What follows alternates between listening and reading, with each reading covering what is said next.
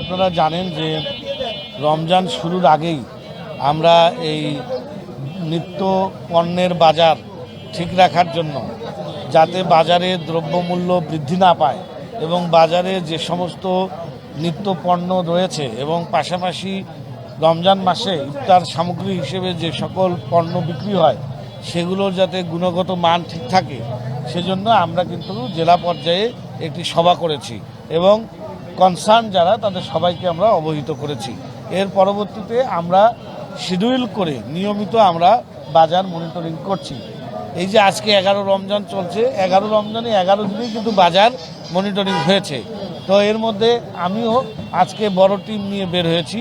তা আমরা দেখলাম যে বাজারের সার্বিক যে পরিস্থিতি মোটামুটি ভালো বা গ্রহণযোগ্য, যারা ক্রেতা রয়েছে তাদের সন্তুষ্টি রয়েছে। বাজারে যে নিত্যপণ্যগুলো রয়েছে সেগুলোর মূল্য স্বাভাবিক রয়েছে। তারপরেও আমরা দু একটি দোকানে, বিশেষ করে খেজুরের দোকানে আমরা আড়তে অভিযান করেছি। সেখানে আমরা কিছু খেজুর পেয়েছি যেগুলো এক্সপোর্ট যে তারা করার কথা বলছে, কিন্তু আমরা কোনো ইম্পোর্টারের যে নাম সেগুলো আমরা পাই নাই, মানহীন।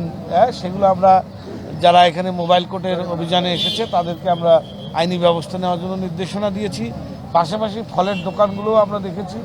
তো ফলের দোকানে যে মূল্য তালিকা আছে সে অনুযায়ী আমাদের কাছে মনে হয়েছে মূল্য স্বাভাবিক রয়েছে।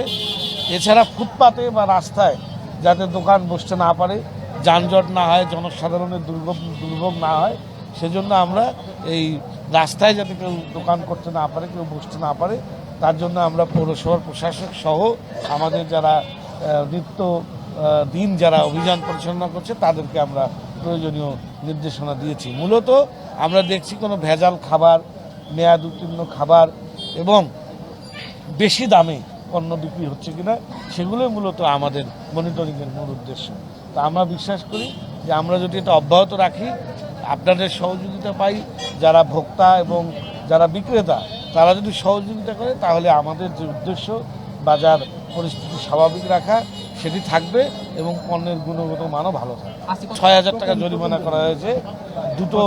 দুটো মামলা হয়েছে এবং দুটো মামলায় সতর্ক করা হয়েছে, পাশাপাশি ৬,০০০ টাকা জরিমানা।